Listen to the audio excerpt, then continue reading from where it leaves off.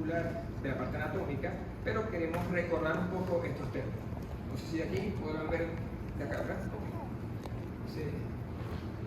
Para continuar y saber algunos términos básicos, bueno, tenemos acá, ¿no? Varios términos fisiológicos que debemos conocer. Uno de los primeros términos que debemos saber es las funciones o propiedades de la célula cardíaca. Uno de ellos es el inotropismo o contractilidad, que no es más que la propiedad que tiene la célula miocárdica para contraerse ante una respuesta eléctrica que él ha recibido, que bien sea producida por él mismo o por un estímulo externo. El segundo término es el cronotropismo o automatismo, que no es más que la propiedad que tiene la misma fibra miocárdica para originar ese estímulo y poder contraerse a esa misma contracción, a esa misma respuesta. Pagmotropismo o excitabilidad, que no es más que la capacidad de la fibra cardíaca en responder tanto a un estímulo propio debido al automatismo de la propia fibra o en su defecto por estímulos externos, pero que existen diferentes periodos donde la célula puede estar preparada para responder a un nuevo estímulo o no estarlo. Ellos se llaman los periodos refractarios absolutos, donde evidentemente por más que haya un nuevo estímulo, la célula no va a responder.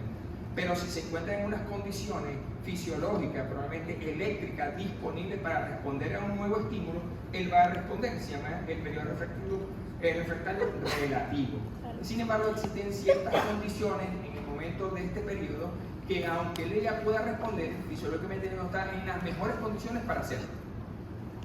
Y por último, el término dromotropismo o conductibilidad, que es más que la propiedad que determina que los estímulos que esa célula o ese conjunto celular reciba puedan ser transmitidos al resto del miocardio por el sistema de conducción.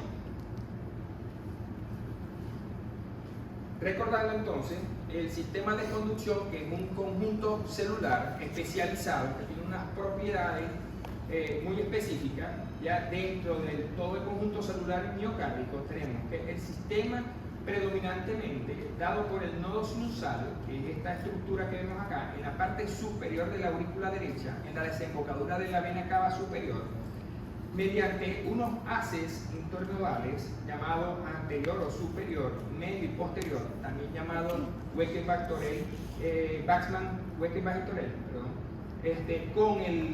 con uno de sus fascículos, una de sus ramas de la parte superior que se dirige hacia la aurícula izquierda. Este sistema de conducción es el que va a permitir que donde se origine el estímulo para generar su propio estímulo o su contracción, que es el fin del miocardio, de su función de bomba, al transmitir estos estímulos eléctricos provocar ya el efecto mecánico que es la contracción. No es lo mismo hablar de contracción o sístole auricular en el tiempo que hablar de la sístole ventricular, porque en el momento de la sístole auricular estamos hablando del periodo diastólico ventricular. Quiero que recuerden que siempre que vayamos a hablar de sístole y diástole, predominantemente los términos van a estar dirigidos al miocardio ventricular, a la cámara ventricular. Por lo tanto, cuando hablemos de sístole y diástole, específicamente del ventrículo izquierdo, es donde vamos a hablar sobre estos términos. Ahora, luego de que se transmite el estímulo eléctrico por estas fibras, ¿ya? Y que va a transcurrir un tiempo determinado, va a pasar por el nodo AB. Este estímulo se detiene parcialmente, y es lo que llamamos la pausa fisiológica o el retraso fisiológico, para que se dé el vaciamiento de las aurículas, el llenado ventricular, y continúe por sus fibras, por la rama de Harry, que inmediatamente en el tabique interventricular se va a dividir en dos ramas, lo que es la rama de Harry izquierdo y derecho, para contraer cada una de sus cavidades, terminando en las fibras terminales, que son las fibras de Purkinje. Hasta ahora vamos bien, ¿cierto? Sí. Okay. Yo creo que ya hay muchos términos de estos que ya conocen. Ahora, había empezado a hablar de que hay diferentes grupos celulares y vamos a clasificarlos en dos grandes grupos. Uno, células automáticas, ¿ya? O de respuestas lentas, y células rápidas o células contráctiles. Y que en ello vamos a ver unos potenciales de acción que se van a formar, y estas características van a estar precisamente identificadas por las propiedades que tiene este conjunto celular y va a ser debido a los receptores iónicos o a los canales iónicos. Y entonces hablamos de que las células automáticas de respuestas lentas, las propiedades celulares de estas son que tienen una despolarización diastólica espontánea, que aumenta la permeabilidad al sodio y calcio, pero que disminuye la conductancia al potasio. Cuando hablamos del potencial transmembrana diastólico, estamos hablando de la fase de reposo. Normalmente, estas células, que son las automáticas, son inestables en diástole, y es debido precisamente a las características de estos canales iónicos. Y lo vamos a observar en estas curvas que están representadas acá abajo, donde vemos que hay una pendiente que en la fase diastólica no es plana, sino que continuamente hay un intercambio iónico hasta que alcance un voltaje ya que permita que se active este potencial de acción para dar estas curvas que son el potencial de acción de transmembrana. Acá abajo vemos representadas las curvas donde vemos el aumento de la permeabilidad al sodio y calcio, que es esta curva, la raya intermitente verde, la azul y roja, que es calcio y sodio, y potasio la vemos en verde. Vemos que como son inestables, mientras haya una disminución de la conductancia, aumentan los canales de sodio y potasio, permitiendo que se vayan negativizando o polarizando o haciéndose más positivos a la célula para alcanzar la respuesta al estímulo y provocar su potencial o su contracción. Las células automáticas principalmente están en el tejido de conducción especializado, que son las células automáticas, que es el nodo sinusal, sus ramas, mientras que las células contráctiles principalmente es el miocardio ventricular y el miocardio auricular.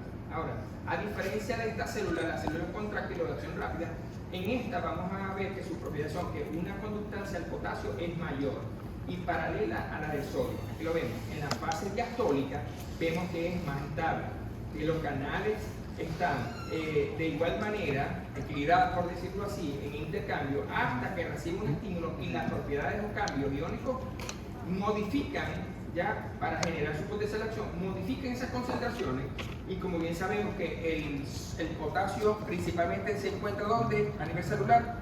En el interior de la célula. Mientras que las concentraciones de sodio se encuentran predominantemente en el exterior. Ahora, durante esta fase diastólica vemos que se mantiene durante toda la diástole de forma estable hasta que genere su propio potencial debido a los cambios eléctricos que en este conjunto celular se presentan, que son principalmente el miocardio auricular y el miocardio ventricular, las fibras musculares propiamente, mientras que esto es el sistema más de conducción, el sistema más especializado. En todo potencial de acción debemos en esta fase diastólica, para que ellos se activen, deberían tener un cambio en el voltaje, un cambio iónico, para que sus cargas eléctricas, bien sean positivas o negativas, alcancen el potencial umbral. El potencial umbral, en este potencial transmembrana, no es más que el voltaje mínimo capaz de despolarizar a la célula y producir un potencial de acción transmembrana. En las células de respuesta lenta, el potencial de acción se dice que más o menos alcanza en menos 55, empezando su estado basal en menos 70. Mientras que las células de respuesta rápida o contráctiles, su potencial de umbral es más o menos en menos 70 milivoltios. Con ello podemos observar aquí las diferentes curvas a diferentes niveles celulares, donde en el nodo sinusal vemos la pendiente, que es esa fase diastólica inestable hasta que consigue en este punto donde coincide esta línea horizontal con la vertical su potencial umbral, modificando estos canales iónicos y produciendo que esta curva, que es el potencial de acción transmembrana. Como lo vemos aquí en la unión AB, ya vemos que la parte negativa o la parte de la carga eléctrica lo vemos más hacia abajo y que se tarda un poco más con respecto al nodo sinusal. Por lo tanto, y por esta razón, es que el nodo sinusal es el marcapaso fisiológico y es el que comanda o gobierna el resto de la fibra, cuando en el tiempo él se despolariza primero, generando la contracción auricular y por su propia propiedad, que es la de la conductancia ya o conductibilidad, va a generar que de forma en cadena comienza a estimular el resto de la célula, generando, empezando por el nodo AB hacia el ventrículo izquierdo y la fibra de Purkinje. Y vemos aquí como las curvas, ¿no?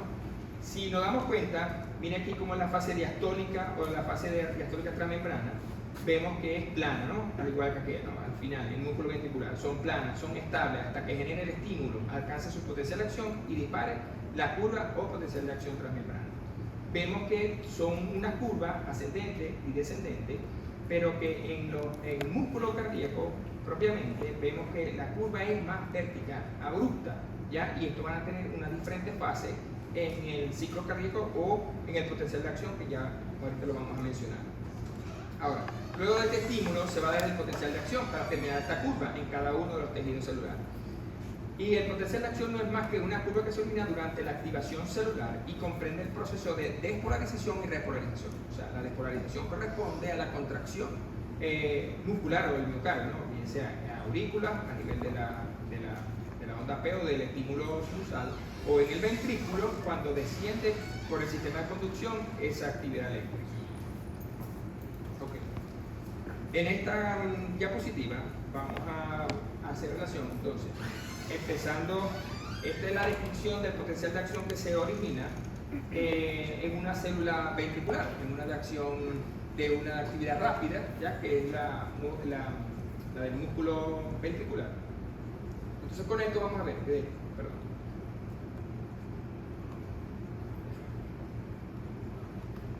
Ya el potencial de acción transmembrana durante toda la diástole, ¿ya? Las fibras contráctiles, o sea, no automáticas, se mantienen en su potencial transmembrana diastólico estable, dada por estas líneas, ¿ya? La vemos de paralela una a otra, y esta tiene que ver mucho con los canales iónicos, como lo había mencionado, que se comprende o la describe en el potencial como una línea isoeléctrica, hasta que recibe el estímulo, dando lugar al potencial de acción. En el potencial de acción vamos a ver diferentes fases. En estas fases, lógicamente, van a depender de los canales iónicos que se van a aperturar, que se van a cerrar y que van a activar esta célula. En la célula contráctil, donde si ya sabemos que la concentración interna de la célula es potasio predominantemente y en el exterior sodio, cuando él alcanza su estímulo, que proviene del nodo sinusal, alcanza su potencial de acción, va a originar la primera fase, que es la fase 0 de despolarización rápida, dado por la apertura de canales rápidos de sodio, donde permite que el sodio extracelular ingrese rápidamente, generando una curva o un primer pico, hasta haciéndose la célula un poco de negativo a positivo, alcanzando su máximo pico. Y miren cómo vamos cambiando los iones, ¿no? A nivel celular. Inicialmente su concentración es potasio, mientras vaya entrando la máxima concentración de sodio con calcio, ya conseguimos que una célula va a cambiar de polarización. Una célula que inicialmente era negativa se va haciendo más positiva. En la fase 1, que es la repolarización rápida precoz, se van a dar la apertura de canales de potasio, donde una célula que ahora tenemos, alta concentración de sodio y la polaridad es más a lo negativo, más a lo positivo, perdón, vamos a comenzar a ver que el potasio empieza a salir junto con cloro, permitiendo que este negativice ya un poco más con esa salida de iones, generando un descenso en este potencial de acción, para luego entrar en la fase 2, que es la fase de meseta, donde se activan otros canales, que son los canales de calcio, canales de calcio lentos, permitiendo ahora la entrada de iones, ¿no? Y vemos que ya que hay un cambio iónico, pero empezamos a ver que la polaridad celular comienza a invertirse, donde comienza a ser más negativo ahora en el interior y positivo más afuera. Ahora, en la fase 3, que no es más que el descenso o esta curva, y esto tiene que ver mucho con el periodo que habíamos hablado hace unos minutos con respecto a las propiedades de la fibra, ¿no? Que tenemos periodos refractarios relativos y absolutos. Bueno, esta es la fase donde normalmente evidenciamos que cuando se activan estos canales en esta fase 3, que son de potasio, y termina de salir el potasio hacia el exterior celular, vemos que hay un intercambio de iones, donde el sodio y el calcio predominantemente ahora están en el interior, pero el potasio está afuera. Pero con ello evidenciamos que las cargas eléctricas son ahora negativas en el interior, como al inicio, y positivas en el exterior, donde podemos decir, bueno, aquí hay un equilibrio eléctrico más no iónico, por lo tanto, tenemos todo el sodio y calcio en el interior, pero el potasio está afuera. Como tenemos unas cargas equilibradas en este momento, en esta fase, es donde la célula puede estar presta para recibir un nuevo estímulo, porque sus cargas se normalizaron, sus cargas eléctricas, pero los iones están invertidos, por lo tanto está de forma parcial preparada para recibir un nuevo estímulo, lo que traduce una nueva contracción en tal caso. Si eso fuese así, en esta fase es donde nosotros podemos ver nuevos latidos ventriculares, que en este caso serían anormales, se comportarían probablemente como extracíclicos. Y no solamente eso, sino que puede desencadenar taquicardias, y esto pudiese ser fatal. Y esto puede ser una condición clínica que nosotros identificamos en qué fase del ciclo cardíaco se pudiese estar viendo, o del potencial de acción, mejor dicho.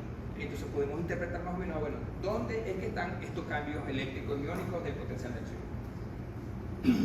Esto, ya formada la curva, para que el estado basal regrese nuevamente en la fase 4, va a depender ahora de que estas ya no son las cargas eléctricas, sino los iones. ¿Cómo hacemos para que entonces se invierta o se normalice totalmente? Bueno, activando unos canales de la bomba sodio-potasio ATPasa, y por eso que en esta fase se dice que en la diástole ya depende de energía, que pensando que la sístole es activa, y al contrario, el que demanda de energía es la fase diastólica, precisamente para esto, para que podamos hacer el intercambio de iones. Entonces, metiendo ahora el potasio que se quedó afuera y sacando las moléculas de sodio y calcio hacia afuera. Ahora en este momento o en esta fase, equilibrando no solamente la célula en sus cargas eléctricas, sino iónicas también, para estar presta a un nuevo ciclo. Okay. Con esto no es más que quiero mostrarles, y vemos aquí toda la cadena de los conjuntos celulares y todas las diferentes curvas que se van a establecer. Y miren que desde arriba, desde el nodo sinusal hasta el músculo ventricular, y quiero que vean esto acá, ¿no? El músculo auricular vemos como es la fase diastólica, plana, estable.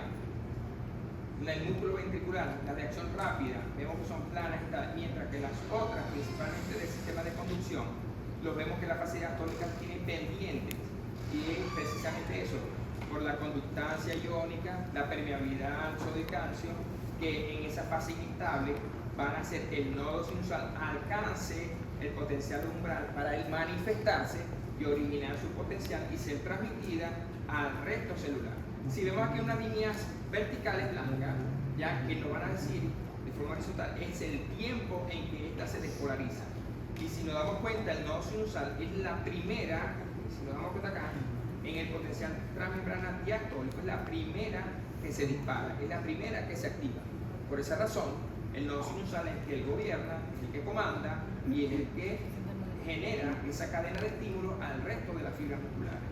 Todos estos componentes de potencial de acción nos van a traducir en efecto, es esto que está acá, que es precisamente la clase de hoy.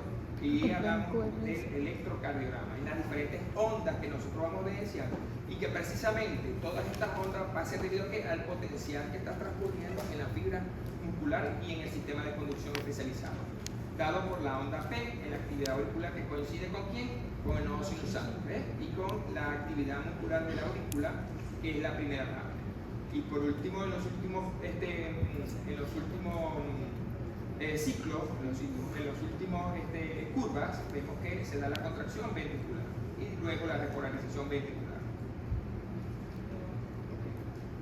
Esto no es más, vamos a ver si se pasa. Y aquí hay una representación gráfica para que podamos ver cómo se da el activo del nodo sinusal por sus bases internodales, la primera formación de la onda, consecutivamente después del nodo AB y sus ramas de haz de His a cada cavidad ventricular para formarse el complejo QRS, creo que no se ve muy bien acá, ¿ya? Y terminando en la repolarización o relajación por la onda T. Una cosa importante con esto es que normalmente cuando veamos en el electro, los efectos eléctricos normalmente se anteceden al efecto mecánico. Y ahorita más adelante, esto lo va a pasar es más de lo mismo, la circulación menor y mayor.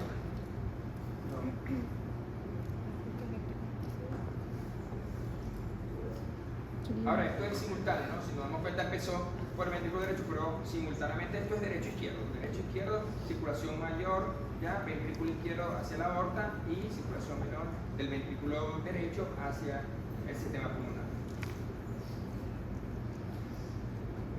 esto también es para que veamos que cuando estamos en diástole, miren que estamos en sístole auricular, pero seguimos en la fase diastólica del ventrículo izquierdo. Cuando hablemos de diástole y sístole, precisamente es para hablar de las cavidades ventriculares.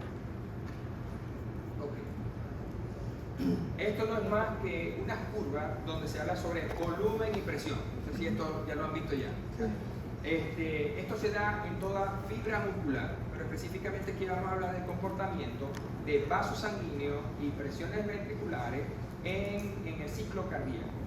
La curva roja no es más que la presión ventricular.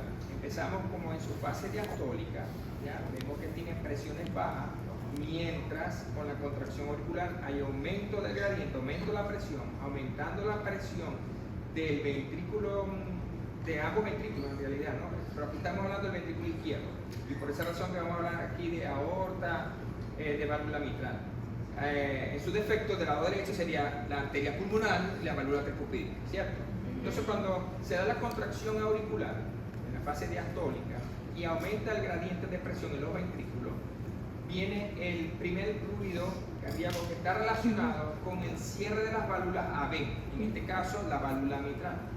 Cuando hay un cierre de la válvula mitral, ya el corazón o el ventrículo ha recibido un volumen y empezando el ciclo sistólico, que es en esta misma fase, vemos que las presiones internas del ventrículo empiezan a aumentar con un mismo volumen hasta que las presiones del ventrículo izquierdo aumenten por encima de la presión de la aorta, permitiendo la apertura de la válvula sigmoidea de sus respectivos lados, aórtico izquierdo y pulmonar derecho.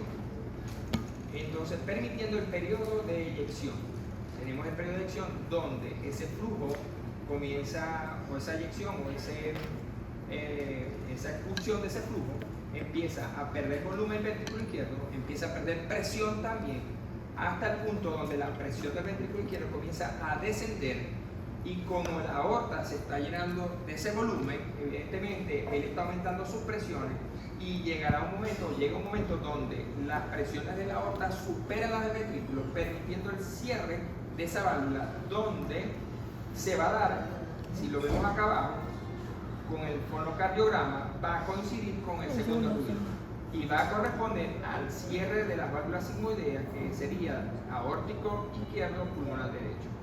En esta fase permite el otro periodo, que es el de relajación isovolumétrica, donde ahora que las presiones del ventrículo disminuyen con el mismo volumen, con una válvula mitral cerrada, disminuye la presión con el mismo volumen residual que quedó, hasta que las presiones caen por debajo de la presión de la aurícula correspondiente, permitiendo entonces la apertura de las válvulas AB y empezando un nuevo ciclo de fase diastólica. Hasta el próximo. Aquí podemos ver curvas de presiones tanto de arterias, ventrículos y de aurícula.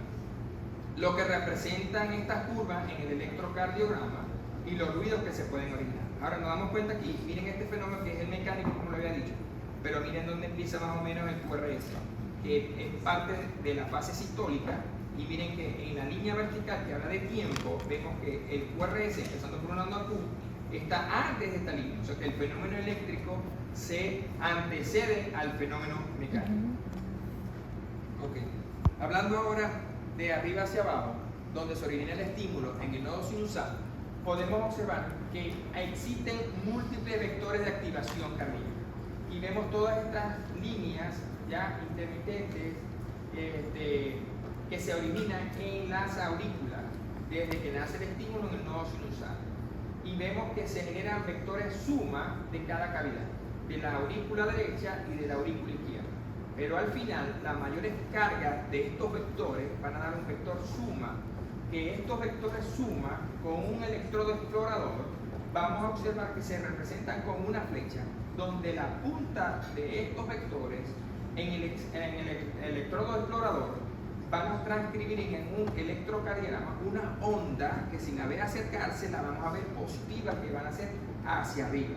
Como de repente algún otro electrodo que puede estar ubicado espacialmente en cualquier otro sitio, y que dependiendo la dirección de estos vectores, él va a ver acercarse, alejarse o acercarse y alejarse, y de esa manera darnos una morfología a las diferentes ondas que vamos a observar en el electrocardiograma. Okay. Entonces, en los vectores que se originan en la aurícula derecha, el nodo sinusoidal se encuentra en la aurícula derecha y es la primera porción que se despolariza, ven que la despolarización de la aurícula derecha, el vector de activación se orienta, y recuerden la flecha por si no se acuerdan esto, ¿no? Se orienta hacia abajo, hacia adelante y de derecha hacia la izquierda. La despolarización de la aurícula izquierda se da con un vector que se orienta hacia la izquierda, hacia atrás y hacia abajo. Con ello, las últimas regiones que se van a despolarizar, y lo hemos representado aquí con la flecha, vemos que apuntando todos estos vectores hacia las regiones que se despolarizan de último. Vector suma son todas las cargas eléctricas que se están originando simultáneamente, pero en ellos se genera una onda de mayor potencia que es la que se va a transcribir o es la que va a recibir los electrodos exploradores. El vector suma sería el del medio, que es el gradiente medio, correcto. ¿Sí? Si aquí estamos viendo o estamos observando la despolarización auricular, si nos damos cuenta que esta primera onda prácticamente es la onda P, que es lo que vamos a ver en el electrocardiograma. O sea que estamos hablando de la despolarización auricular, correcto. El gradiente suma es la suma de todos estos voltajes que se están dando. Este electrodo va a transcribir, dependiendo cómo ve esta flecha, acercarse, alejarse, va a transcribir estas ondas. ¿Vamos bien? Sí. De esta manera nosotros podemos observar en las diferentes derivaciones, y más adelante vamos a hablar sobre las derivaciones, cómo puede estar representada esta onda P, que es la despolarización auricular, dependiendo del electrodo que lo explore o que lo vea. Por lo tanto, esta flecha está representada por la activación auricular. ¿Ya? Nos estamos dando cuenta que este es el vector suma de despolarización auricular y que D2 y D2 que está por acá, o D3, ya vemos que las ondas, principalmente como las ve, acercarse, transcriben en el electrocardiograma ondas positivas, mientras que ABR la ve negativa. ¿Por qué? Porque está viendo la cola de esta flecha. Entonces su porción negativa, que es el extremo orbital o proximal, o la punta de la flecha, que es su extremo positivo, entonces dependiendo cómo ve este estímulo, las derivaciones van a transcribir una onda que dependiendo del sitio donde se ubique, entonces nosotros nos damos cuenta cómo es esa activación. Esto es con respecto a las aurículas. Entonces, ¿qué morfología nosotros podemos ver o observar en las ondas P? Necesitamos saber esto. Cuando es positiva, es hacia arriba. Cuando es negativa, es hacia abajo. Bifásica es positiva, negativa, al contrario. Y que a la nomenclatura que se le van a dar a estas morfologías van a ser, si vemos que la onda P es más alta, pues más positiva, es negativa, lo describimos de esta manera: más, menos. Pero si es igual, tanto hacia arriba como hacia abajo, le decimos que es más, menos. Si hacia arriba es de menor voltaje en la parte inferior y es de mayor voltaje, le decimos que es más, menos. Y si empieza negativa, le decimos que es menos, más. Picuda, característica, la vamos a ver así, como más alta de lo habitual, ¿ya? O bífida, cuando tienes cotaduras o melladuras, lo vemos aquí con una morfología, que pueden ser positivas o negativas. Eso con respecto a la activación auricular, y esta es la morfología de la onda P que vamos a ver en el electrocardiograma. Luego que este estímulo pase de la aurícula, ahora llega al nodo AB, y que el nodo AB, por sus ramas de haz de Hill, tanto izquierda como derecha, la primera porción del ventrículo que se va a despolarizar es el tabique o el septum en su porción media del lado izquierdo. Es la primera porción que toca estos haces, por lo tanto es la primera parte que se va a despolarizar.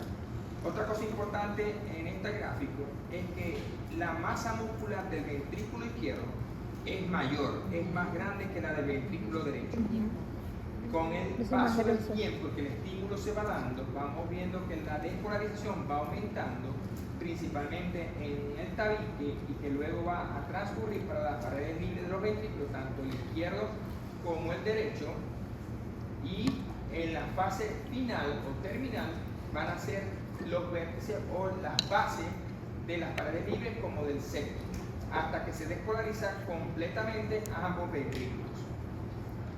y el estímulo va de su endocardio a su epicardio. Y aquí vemos que el proceso de activación se extiende a ambas paredes libres del ventrículo izquierdo, empezando desde el tabique hacia ambas paredes y por último la base. Con estas fuerzas eléctricas, lo que se va a dar, al igual que la activación auricular, son los diferentes vectores de activación. Si vimos en la gráfica anterior que empieza por el tabique, por lo tanto, las fuerzas eléctricas que se van a generar, el primer vector que se va a formar es la del tabique. ¿Ya? Y como le había mencionado, que el ventrículo izquierdo es de mayor masa que el derecho, entonces en base a las flechas o vectores que están representados acá, los vectores como flecha, vamos a ver que el tamaño y las dimensiones de esta flecha van a ser mayores que otras, precisamente por eso, por la cantidad de músculo que se activa.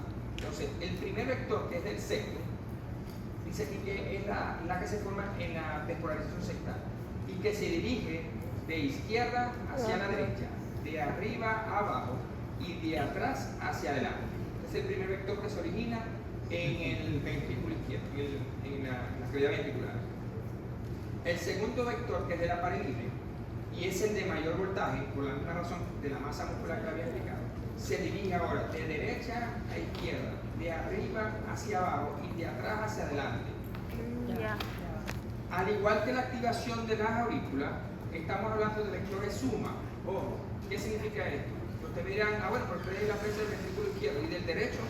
No, simultáneamente en el ventrículo derecho se están dando estos vectores, que son múltiples vectores de la pared libre, pero cuando yo hablo de que la masa que predomina a la izquierda, entonces esto es como una resta o una suma, como quieran ver, donde el predominio de una masa mayor con una pequeña, ¿ya? Entonces hay una resta de masa, diferencia de vectores, y quien domina es el que se va a manifestar. Por lo tanto, esas cargas eléctricas se van a dirigir más hacia dónde?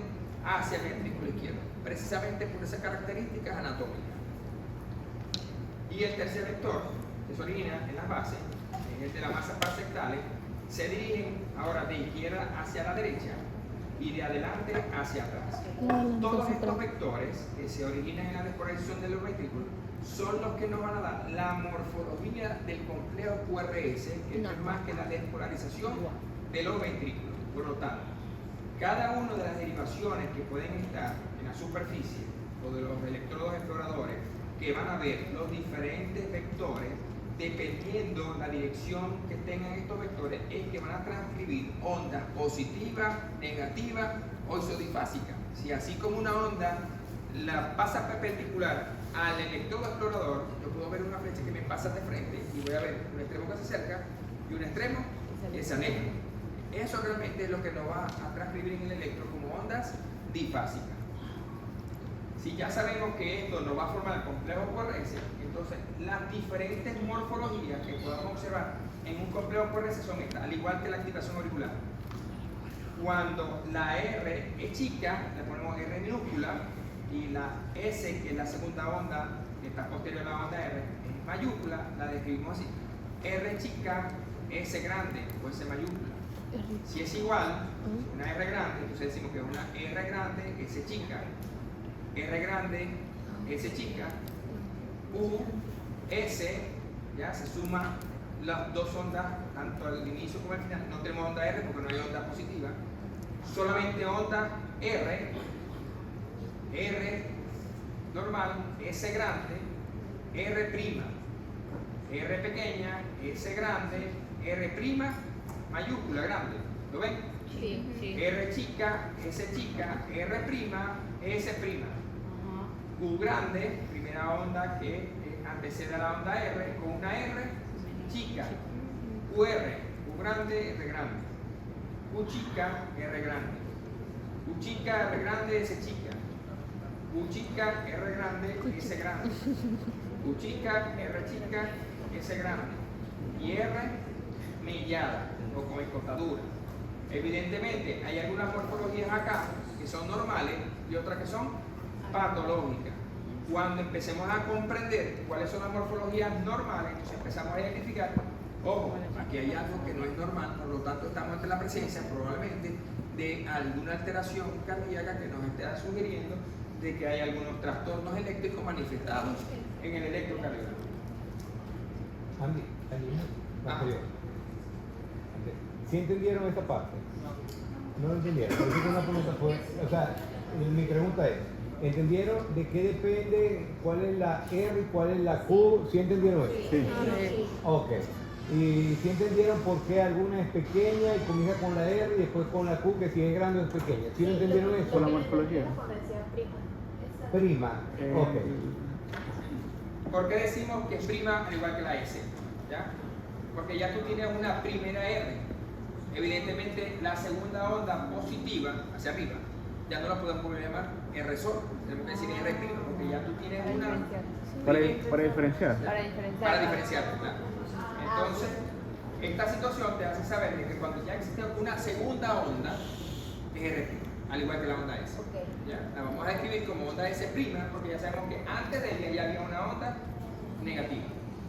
Aquí en esto no hay Q prima, solamente R, solamente S. Y precisamente cuando estas condiciones coexisten, entonces estamos ante la presencia de algún trastorno. O sea, que lo podemos decir, que es la segunda onda positiva que está delante de una onda negativa.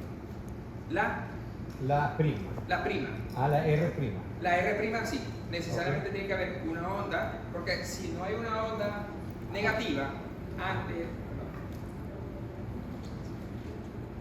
si no hay una onda negativa antes de esta R, entonces no estaríamos en presencia de dos R, Así. estaríamos en presencia de una sola. Entonces tenemos una onda R, tiene que haber la onda Q, que es la onda negativa, y después viene una La S, segunda onda. después de una onda R, es una onda S. Así. Y después vendría la otra onda positiva, Ajá. que sería la onda, la prima, la onda R prima.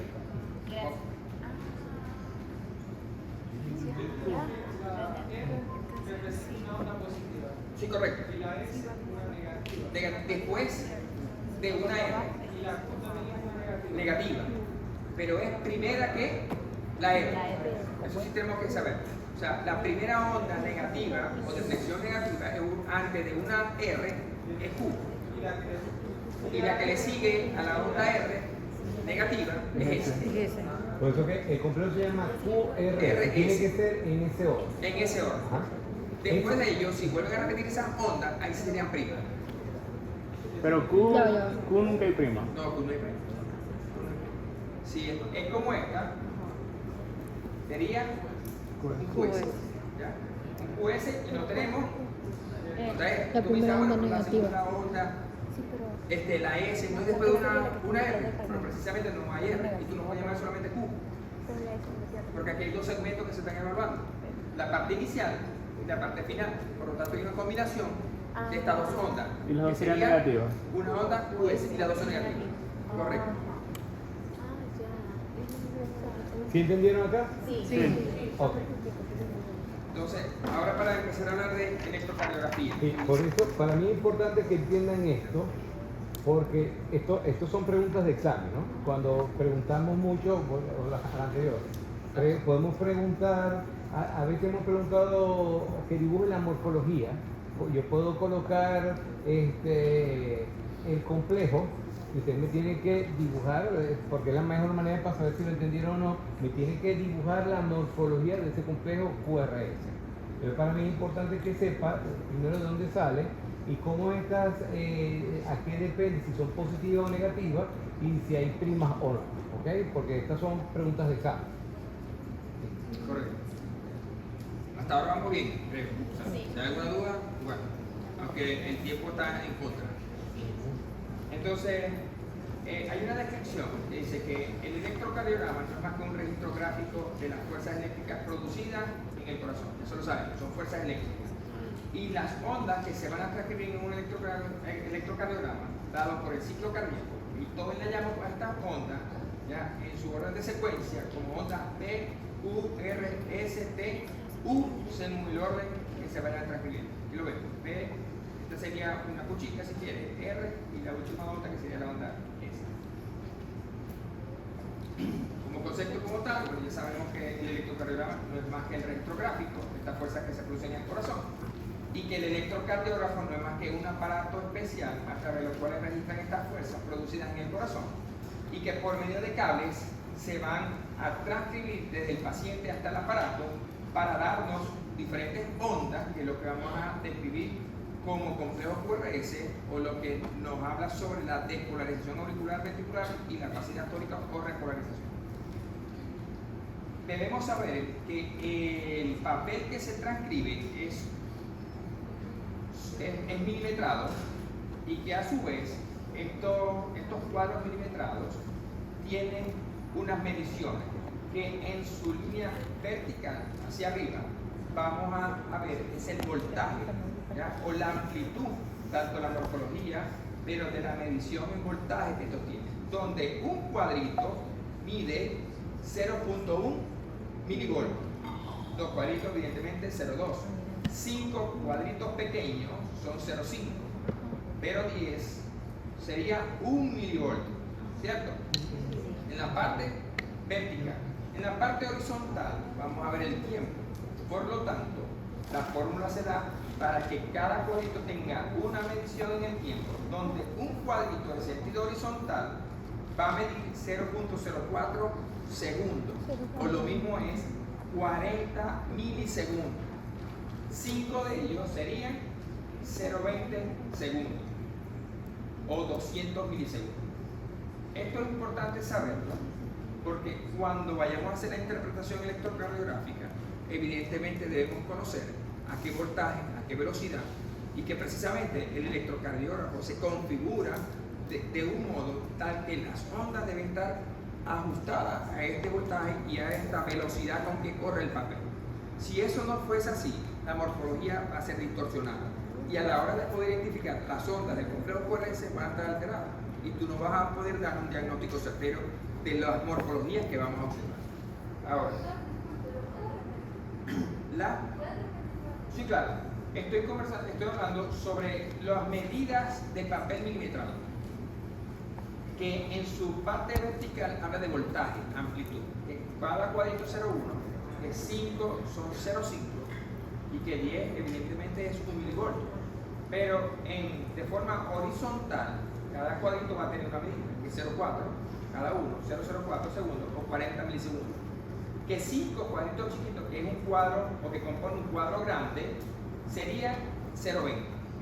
Cuando digo esto, precisamente es para que cuando nosotros veamos en el papel milimetrado donde se va a transcribir el electrocardiograma, las ondas que se van a transcribir en ella van a ser ajustadas a estas configuraciones.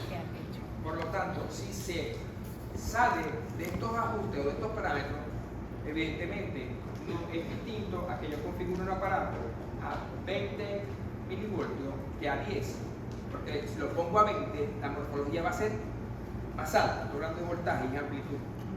Pero si lo pongo a correr a una velocidad más lenta o más rápida, según lo que está calibrado el equipo, entonces la morfología se puede hacer angosta o ancha.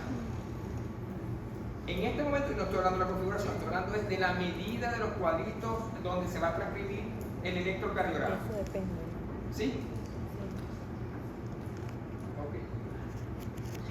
Vamos a hablar ahora sobre las derivaciones. Las derivaciones no son más que aquellos electrodos exploradores que van a observar todos estos vectores que se dan en el corazón y que van a transcribir ondas. Ahora, las derivaciones van a permitir que registrar estos fenómenos eléctricos cardíacos desde los diferentes ángulos, evidentemente, donde se coloquen estas derivaciones, y que van a depender de qué, de la posición de él o los electrodos que estén involucrados, y que normalmente en un electrocardiograma vamos a utilizar ¿cuántas derivaciones? Si lo saben, 12 derivaciones, donde estas derivaciones se van a dividir en derivaciones del plano frontal, que a su vez van a ser derivaciones bipolares, y derivaciones del plano frontal monopolares de los miembros, y de las del plano horizontal, que serían las derivaciones monopolares precordiales.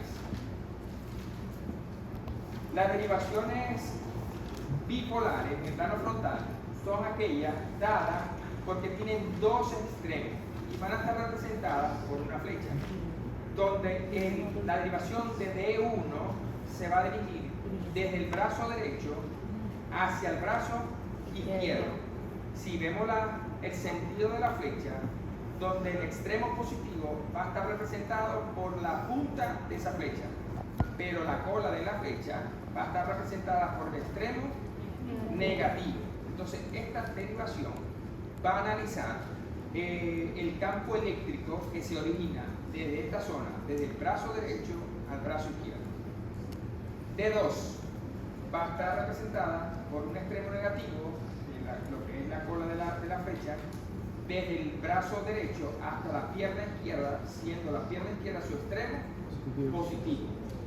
D3, que va desde el brazo izquierdo hasta la pierna izquierda, siendo su extremo negativo, brazo izquierdo, y su extremo positivo, pierna izquierda.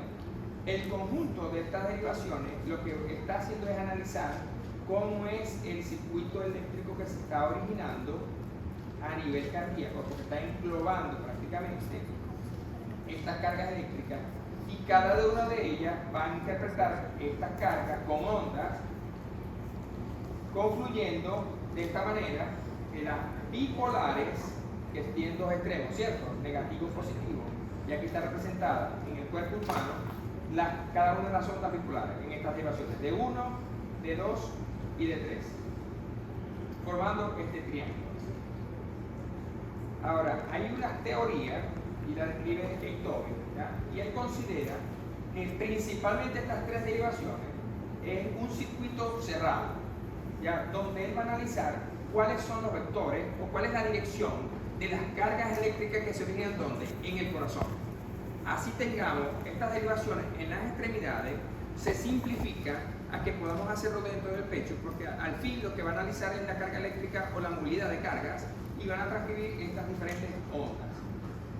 La ley de tensiones de Kirchhoff postula que la suma total de las diferentes tensiones entre los distintos puntos de esta derivación forman en un conjunto o un circuito cerrado, la suma debe dar igual a cero.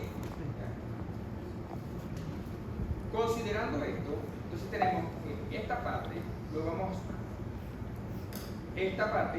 a llevar al centro del tórax, envolviendo, si se quiere, al corazón, y que estas derivaciones, que aunque lo vemos en forma triangular, podemos bajarla o llevarla para que pase o atraviese al centro del corazón.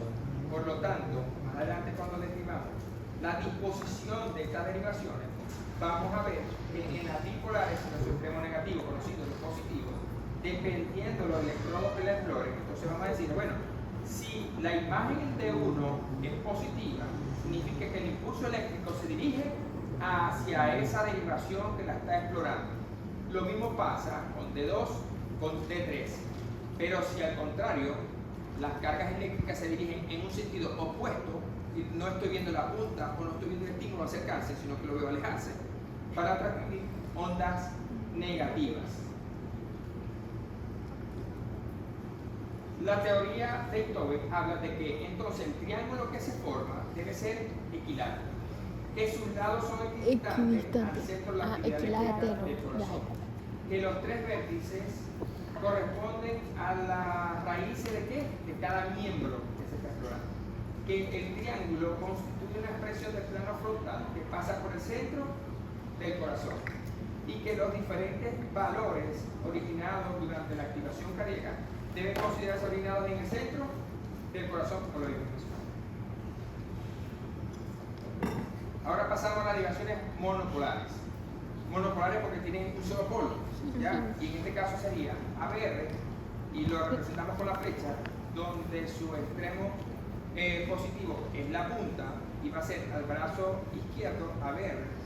Pero ¿por qué no tenemos un extremo negativo? Porque empieza de un punto cero, que es lo que habla sobre la descripción de estas derivaciones, y el punto cero sería el corazón. Entonces, todas las cargas eléctricas originales del corazón hacia este extremo, en estas derivaciones monopolares, que es un solo extremo, sería de ABR positivo hacia el brazo izquierdo, derecho, ABL dirigido el extremo positivo hacia el brazo izquierdo, y ABF, todas las cargas desde un punto medio y un punto centro, que es el corazón, hacia su extremidad, que es el miembro inferior izquierdo, su extremo es positivo hacia la pierna. De la misma manera como lo hicimos con la gráfica anterior, desde el punto cero, neutro, las monopolares, dirigidas a sus extremidades, representadas ya ahora en forma esquemática en el centro del corazón. Y que a la vez, ya lo podemos observar acá, generando, aquí hablan sobre unos grados, que más adelante se lo voy a mencionar, donde ya empezamos a ubicar las derivaciones y vemos que si yo traspolo este triángulo a la parte media del corazón, donde de uno yo sabía que iba de brazo derecho a brazo izquierdo, y lo paso por el centro del corazón, entonces veo que la dirección de la derivación de D1 va en este sentido, y que D2, que estaba de brazo derecho a pierna izquierda, lo voy a traspolar trasladando esta línea hasta el centro del corazón, y se va a ubicar en este sentido. Y D3, entonces, de la misma manera, traspolándola al centro del corazón, va a llevar en este sentido, esta dirección. Y que al confluirla, ambas derivaciones, tanto bipolares como monopolares, entonces comenzamos a construir lo que es el triángulo de Itobe. Y que esto lo podemos representar también en una esfera, para darle una ubicación espacial. Y que esta esfera van a tener unos valores que van a ser distintos a los valores de cada uno de las derivaciones. Por lo tanto, en una representación espacial, sabiendo que si envolvemos al corazón en esta circunferencia y lo llevamos a una circunferencia que tiene 360 grados, por lo tanto cada mitad va a ser de 180 grados, y que lo vamos a dividir a su vez en un polo positivo, que sería hacia abajo, que sería de 0 grados a 180 positivo en su extremo inferior, y que los otros 180 grados, para formar los 360 grados de una circunferencia, sería la parte superior, empezando de 0 grados a menos 30, 60, la parte negativa, hasta los menos 180. Cuando yo tengo esta circunferencia dividida en grados, que es distinto a la polaridad de cada derivación, donde ya yo ubiqué la derivación de uno de brazo derecho a brazo izquierdo y veo que coincide en esta circunferencia la cabeza o la punta de esta flecha de D1 en el grado 0 de esta circunferencia. Si yo ubico a BL, ahora en el extremo, y veo dónde está ubicado, y miren que aquí dice polaridad positiva de la monopolar ABL, pero ojo, no corresponde lo positivo de la derivación con los grados de la circunferencia. Por lo tanto, el extremo positivo de ABL sería que si esta derivación ve los estímulos acercarse, lo ve positivo, que sería viéndolo acercarse, pero la circunferencia, para hablar de su eje hacia donde se dirigen esas fuerzas o cargas eléctricas, en la circunferencia lo ve en el extremo negativo de esa circunferencia en grado. ¿Ya? De la misma manera, así como lo ve de 1, ubicamos de 2, que más o menos se ubica en más 60 grados, ABF, que es la pierna izquierda, más 90, de 3 en más 120, y ABR por acá, miren, en el extremo más distal, que es el extremo positivo de BR, pero es en menos 150 grados. Entonces, saber muy bien que esta circunferencia dividida en grados y que vamos a ubicar espacialmente las diferentes derivaciones, tanto monopolares como bipolares, para ver y analizar cuáles son las cargas eléctricas, cuáles son los vectores sumas que se desarrollan y hacia dónde se dirigen esos vectores y cuál va a ser la interpretación de cada uno de ellos para desarrollar o formar un complejo QRS y dar o demostrar cuáles son las morfologías que se dan, si son positivas o negativas. Y por último, las derivaciones monopolares precordiales. Entonces, esta es una gráfica donde nos hace saber, bueno, las precordiales van a estar situadas en el plano frontal en B1 y contamos, ¿no? Dice aquí, borde external derecho, en el cuarto espacio paraesternal. Contamos desde el primer espacio de la costilla, primer espacio, segundo espacio, tercer espacio, cuarto espacio paraesternal derecho para ubicar la derivación B1. Del lado izquierdo, en el mismo cuarto espacio intercostal, paraesternal izquierdo, sería la derivación B2. Vector 4 o B4 se ubicaría en la línea medio clavicular. Y en este sería, no en el cuarto, sino en el quinto espacio intercostal. Y preguntaréis por qué se saltó el 3. Porque espacialmente el 3 se va a ubicar entre el vector 2 o la derivación 2 y el 4. Y en una línea media equidistante vamos a ubicar el B3 entre B2 y B4. Para continuar con las siguientes monopolares, vemos que B5 iría en el mismo espacio intercostal, quinto espacio, en la línea axilar anterior, y B6 en la línea medio axilar. ¿Vamos bien ubicados? Esto es una distribución en un corte axial, ¿ya? Una distribución espacial, donde se ubica. Aquí está el esternón, está el corazón. Podemos imaginarnos las cargas eléctricas y los vectores que se están originando en el corazón, y vemos los diferentes vectores, ¿no? Monopolares precordiales.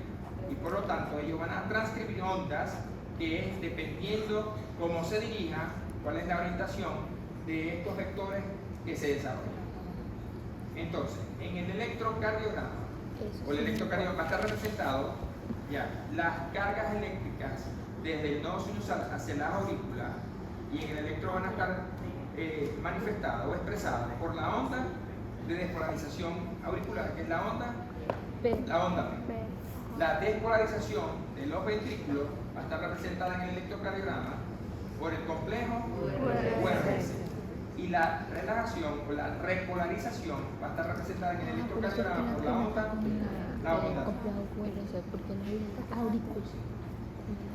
Tiene sentido. Con ello empezamos a hablar del electrocardiograma. Recordemos nuevamente los valores que ya les mencioné, donde ya sabemos que la línea horizontal ya habla del tiempo, a la velocidad que corre el papel, donde sabemos que cada cuadrito mide 0.04 por 40 milisegundos, 1 milímetro, y que el papel del electrocardiograma va a correr a una velocidad de 25 milímetros sobre segundo.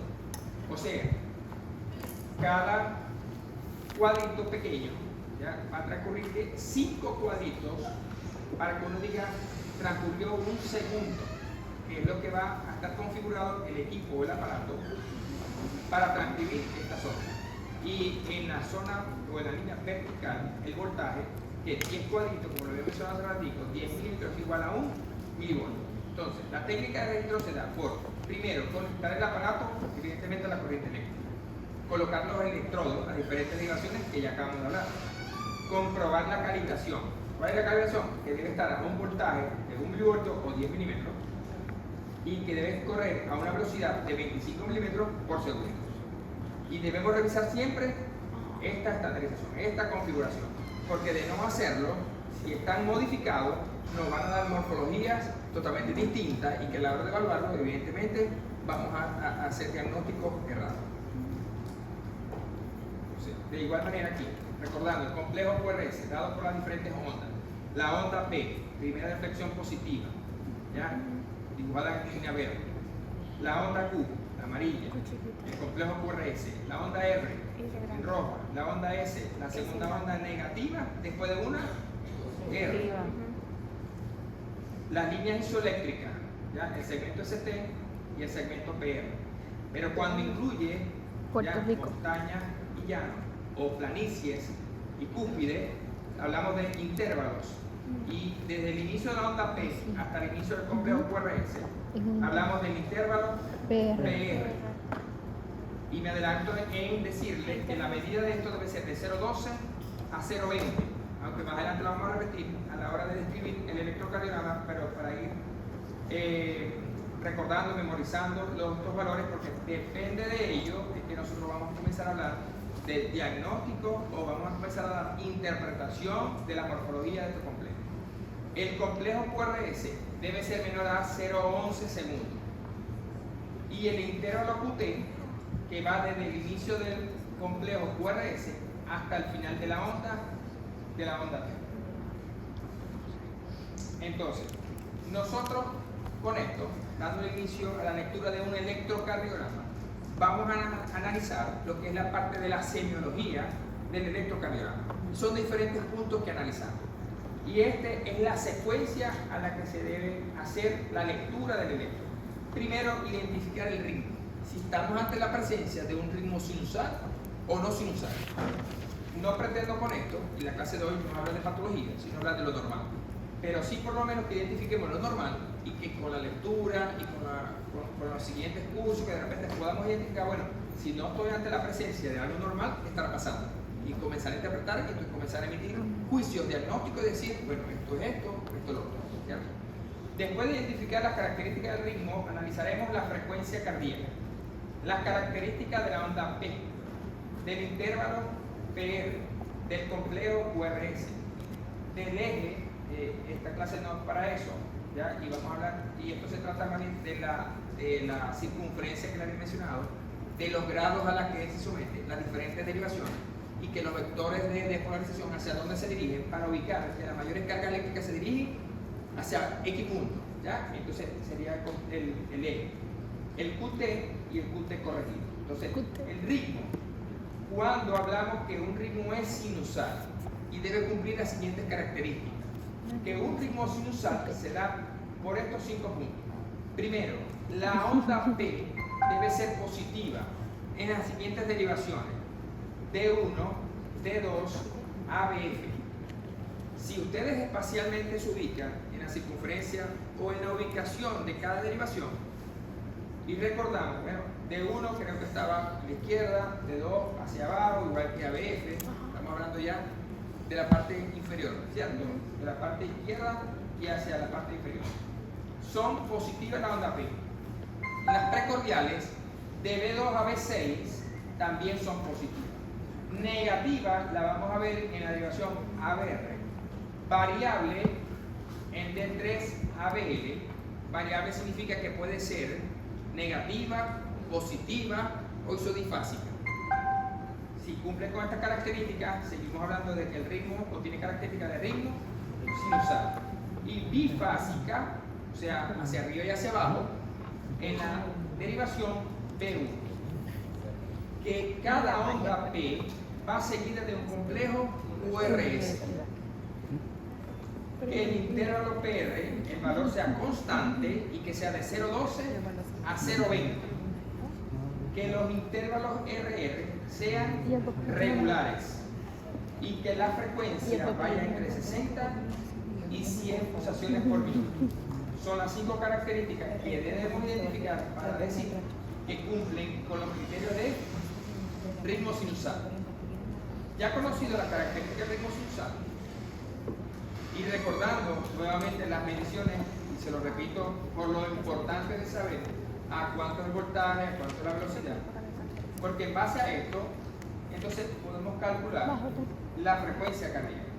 La frecuencia cardíaca, que es el siguiente punto de la semiología del electro, sabiendo o partiendo de que 60 a 100 las pulsaciones son las normales.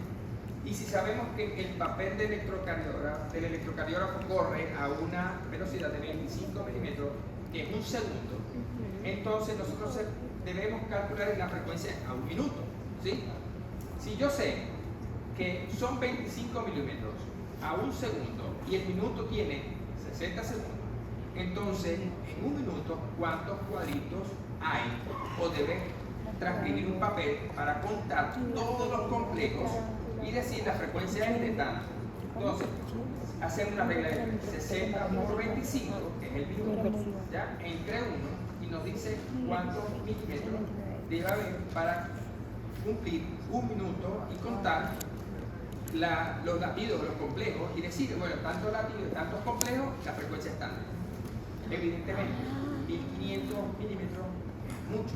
Si me pongo a trazar un electrocardiograma con 1500 cuadritos, o sea, se me va a acabar el papel y seguramente no vamos a contar el minuto, ¿ya?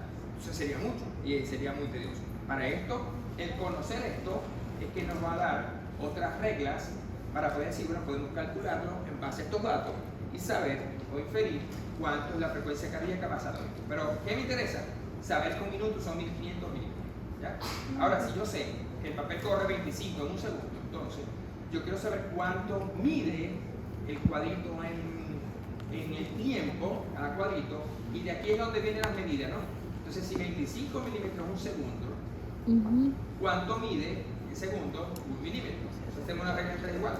1 por 1 entre 25 y me da 0.04 segundos. Entonces, aquí ya sabemos de dónde viene que dura un cuadrito 0.04 segundos.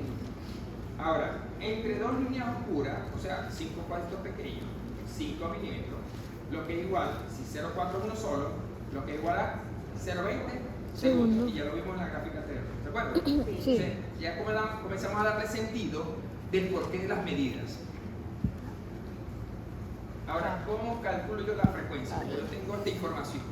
Y existen varias teorías o varias reglas. Entonces tenemos la regla de los 300. Y entonces, que si hay un complejo URS entre R y R, pero de cuadros grandes, cuando hablamos cuadros grandes son 5 cuadritos pequeños. En la tabla milimetrada vemos que 5 cuadritos pequeños y ellos conforman un cuadro grande.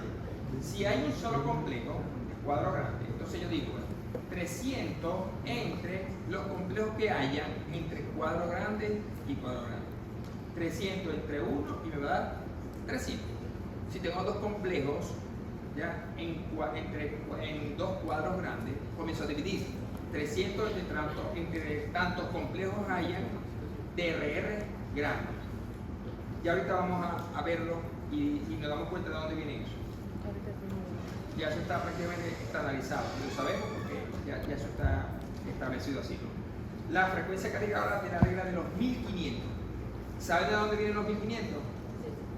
De los cuadros De pequeños. lo que vimos ahorita, de los 1500 cuadritos que hay en un minuto. Ajá. Si yo sé que en un minuto hay 1500 cuadritos pequeños, milímetros, entonces yo voy a calcular entre RR, o sea, entre los cuadritos pequeños que hay, cuántos cuadritos pequeños hay entre un complejo R y otro, o un QRS y una URS. En tantos pequeños cuadritos hayan complejo RR. Entonces yo divido, bueno, 1500, ¿cuántos cuadritos hay? Hay 10, hay 15. Entonces yo voy a decir, 1500 entre tantos cuadritos hayan de un complejo a otro. Y eso nos va a dar la frecuencia cardíaca. Y ya ahorita vamos a poner unos ejemplos para que ustedes se den cuenta. Acá nos vemos los 5 cuadritos pequeños, o sea, un cuadro grande. Hay un solo complejo. Ya sabemos que 5 espacios pequeños son 0,04. Y sí, la regla de los 300. 300 entre un cuadro grande, un solo complejo. Hay un solo complejo, me va a dar 300 por minuto. Entre dos cuadros grandes, ¿ya? O sea, 10 espacios pequeños, 10 cuadritos chiquitos. Divido 300 entre complejos que haya. ¿Cuánto me da? 300 entre 2, 150. Y así sucesivamente. 300 entre cuántos complejos haya entre cuadros grandes. Aquí está cortado, además. Era un cambio que había hecho acá. Pero nos dice, bueno, si hay un complejo entre cuadros grandes y es uno solo entre 300, en la regla de 300, 300 entre 1 me va a dar 300. Aquí lo podemos ver mejor. Entonces ya sabemos, y no se ven tan bien, ¿ya? Vemos que aquí 5 cuadritos pequeños conforman un cuadro grande. 5 cuadritos pequeños, que son 25 milímetros, cada uno mide 0,04, o sea, 5 son, ¿ya? Y esto nos va a dar en tiempo 5 cuadritos pequeños a de un segundo. Esto lo traigo a colación por otra razón. Cuando calculamos la frecuencia cardíaca en ciclos regulares, se puede aplicar los dos, la de la ley de los 300 y la de los 1500. Pero resulta que no siempre son regulares. Cuando estamos ante la presencia de unas arritmias y los complejos son irregulares, entonces ¿cuál tomamos? ¿El periodo más largo o el más corto? El más largo. No. En ciclos irregulares no se toma ni más corto ni más largo. Se toma un promedio. Y el promedio va a estar dado precisamente por esto. Si yo sé de que de la misma manera 5 cuadritos pequeños en un segundo, o sea, y así sucesivamente, 10 cuadritos son 2 segundos, 15 son 3 segundos, ya hasta llevar en una derivación continua. Y póngase de 2, que normalmente es la que, porque el eje se dirige hacia allá, es la que mejor se aprecian las ondas. Yo puedo contar, bueno, tantos segundos, tantos cuadritos. ¿Ya? Si yo sé que en 6 segundos, que lo tenemos acá, hay tantos complejos, yo infiero y digo, o hago una forma, y digo, si en 6 segundos hay tantos ciclos, lo multiplico por la cantidad de veces que en 6 segundos debo llevarlo al minuto. Eso sí me entiende. Sí. Por decir, vamos a contar aquí. Aquí vemos un complejo, está muy clarito, ¿lo ven? Sí, ¿verdad? Empieza desde el segundo 1, ¿sí? Ojo, son ciclos completos, desde el QRS, la línea isoeléctrica, que es la diástole, hasta el siguiente complejo. Aquí hay un complejo, un ciclo, 2 ciclos, 3 ciclos, 4 ciclos, 5 ciclos, 6, 7 ciclos. Aquí aparece otro complejo, pero no está el ciclo completo. Entonces veo que hay 7 ciclos completos. ¿En cuántos segundos? En 6. Entonces yo voy a multiplicar los ciclos que excitan para llevarlo a 60 segundos, que es el minuto. Si 6 segundos es lo único que estoy viendo, para yo llevarlo a 1 minuto, ¿por cuánto multiplico el 6? Sí, 6. Por 10. Sí, 6 por 10, 60. Es el minuto. Ojo, esto lo hacemos para ciclos irregulares y tomamos promedio, ¿ya? Entonces, si yo sé que hay 7 ciclos completos en 6 segundos y lo multiplico por 10 para llegar al minuto, ¿cuánto es la frecuencia cardíaca? 70. 70 por 1. Entonces, lo que se hace establece es un promedio, ¿ya? No puedo tomar ni más corto ni más largo. Esto más o menos es para establecer eso. En ciclos irregulares, contando los segundos, sabiendo que un segundo son 5 cuadritos, entonces yo cuento. Ponte, usted puede contar 3 segundos, 6 segundos o 10 segundos. Pero sería mucho, ¿ya? Acuérdate que esto es más o menos para estimar la frecuencia. Si lo llevo a 10, sería ideal. Yo cuento los ciclos y si en 10 segundos, ponte, yo cuento 10 ciclos, en 10, que son 10 segundos, ¿por cuánto debo multiplicar? Para llevarlo a 60, por 6. ¿Ya? Entonces yo tengo 10 ciclos y lo multiplico por 6. Entonces yo puedo estimar la frecuencia. ¿Ya? Entonces más o menos así vamos calculando la frecuencia en ciclos irregulares. Y si no, de la otra forma.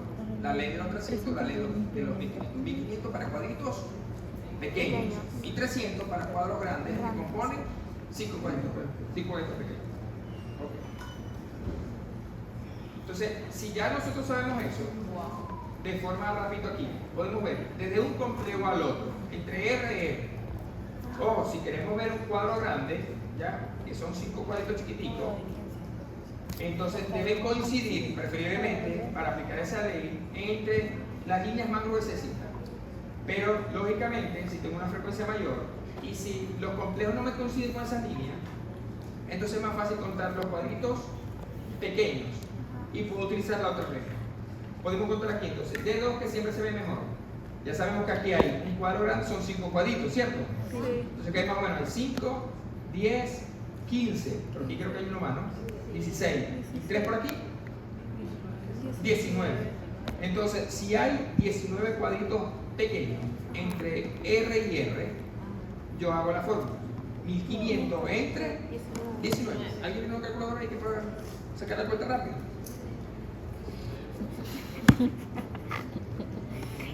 La ley de Murphy.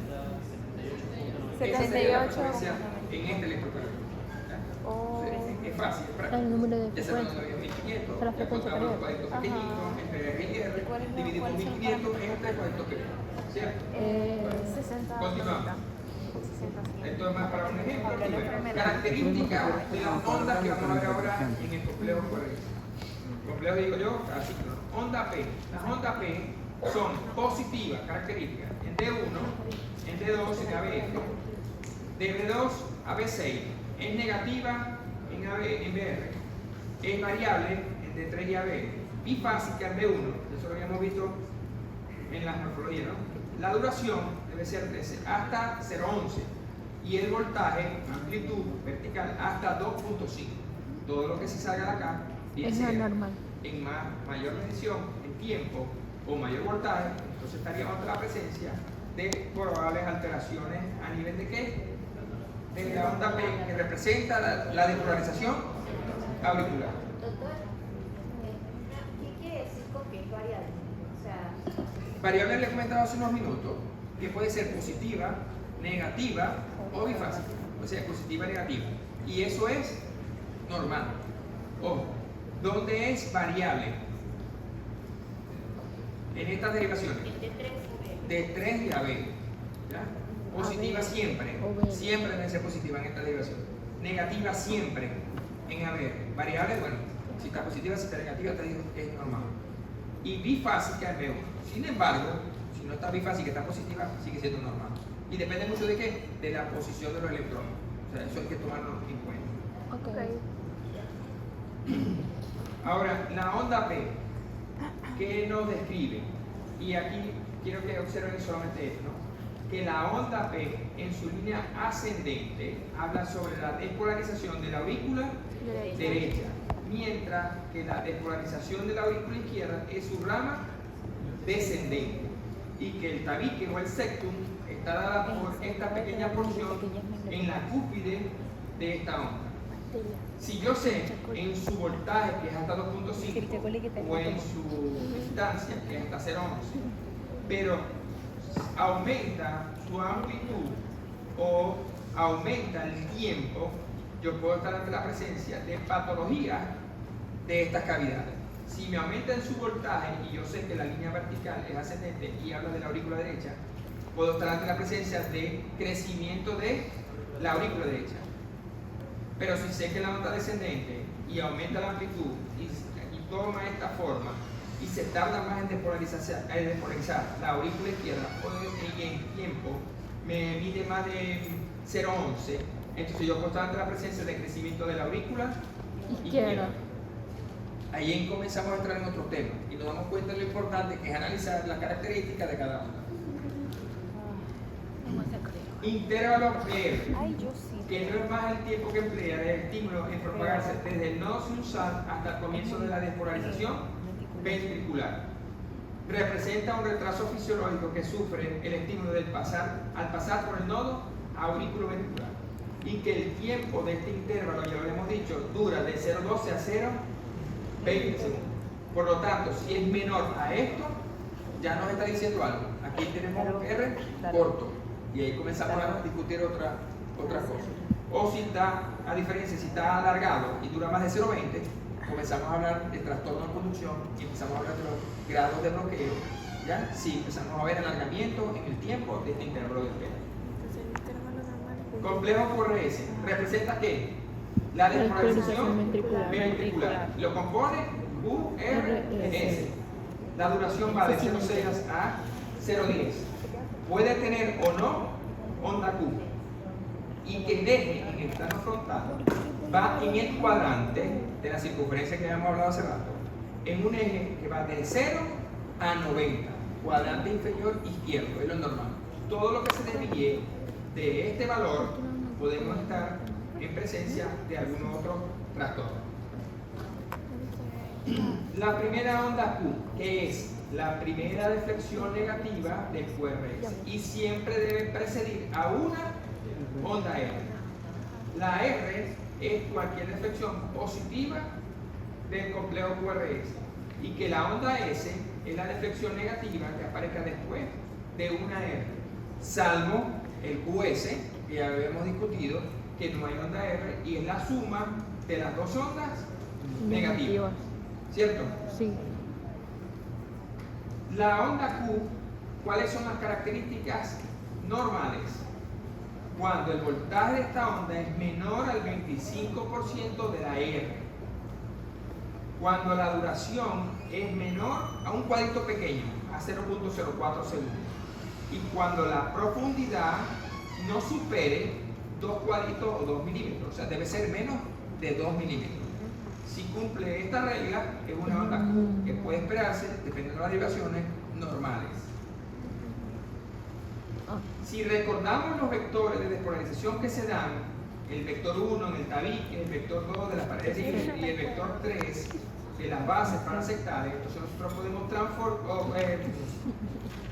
podemos construir, dependiendo los electrodos exploradores, tanto los precordiales como las derivaciones bipolares y monopolares, entonces podemos construir la morfología del complejo QRS. Les voy a poner un ejemplo. Si D2 está por acá, ve el primer vector, vemos la punta, se dirige hacia la derecha y está por aquí el electrodo explorador. El primer vector, ¿cómo lo vería? Viendo la punta que se va hacia la derecha.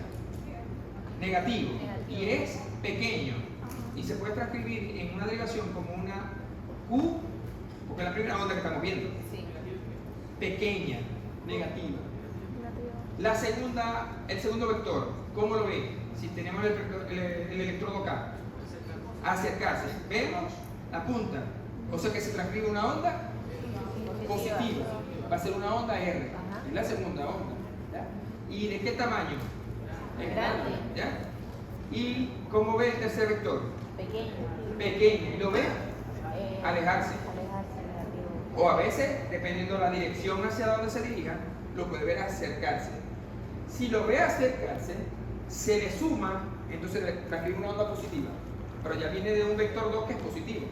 Entonces se le suma voltaje a esa onda. Y puede ser que tengamos una QR. Pero si lo ve alejarse, ¿cómo entonces vemos ese tercer vector? Negativo. ¿Y cómo lo vemos en tamaño?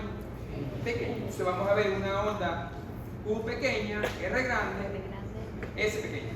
¿Cierto? Ok. Con esto que ya sabemos, dependiendo de la ubicación de las derivaciones de los electrodos, se conforma esto que ya lo habíamos visto. Rapidito aquí. ¿Quién me dice cuál morfología o qué morfología tiene este complejo QRS? U pequeña. R chiquita y S grande. R grande, S R pequeña. grande, S grande. R grande, S pequeña. US. R pequeña, R pequeña, S grande, y R prima. R prima. Muy bien. Este, R pequeña, S grande, R grande prima. R pequeña, S pequeña, R grande prima. pequeña otra vez, pero R Prima. R prima. Y este S primo. ¿Qué morfología? R U pequeña. grande, R pequeña, U Porque no tiene U curvatura. Q grande, R R grande, grande. U chica, Q chica, R R grande. grande, Q chica, R grande. S S pequeña, pequeña. U chica, R grande, R grande, S S grande, pequeña. U chica, Q chica, R S chica, S grande. Y esa es la de R mellada. R, perdón, R mellada. R mellada. Muy bien. Ok. La onda T, que habla de la repolarización ventricular. Estamos terminando. Debe ser positiva en D1, en D2, de B3 a B6, negativa en AB, variable en D3, DL, DF, B1, B2. Evidentemente, si no están familiarizados con esto, deben repasarlo, leerlo y más o menos